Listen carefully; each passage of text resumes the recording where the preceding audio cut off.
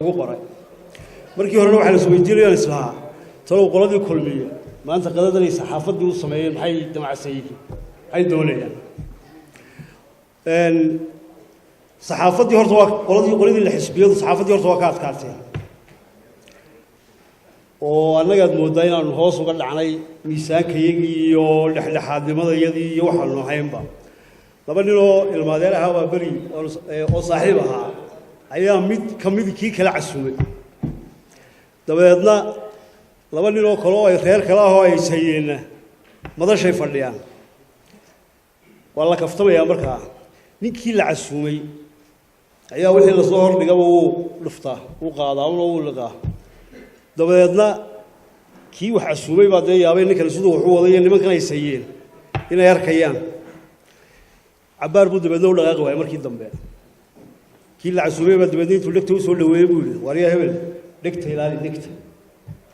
macni day soo kordhiyay ila waan cidlay meesho dhameeyay way ilaali buu ilaali kaliya ilaali kari maayo dhigtay inaynu wada ilaalino qaranka waynu wada leeyahay dalkana waynu wada leeyahay inaynu dhigtay wada ilaalino qoliyaha saxaafadii iyo qoliyaha asxaabtuba ayaa loo baahan yahay oo xisbiyadu aanay ku istareexin been iyo buunbuulin loo sameeyo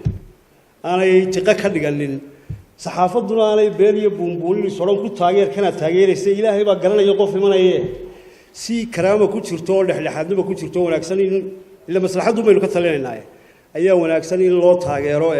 wax loola shaqeeyo xisbiyada haddii kulmiyo maanta doonayo sida loola shaqeeyo waa alxamdulillah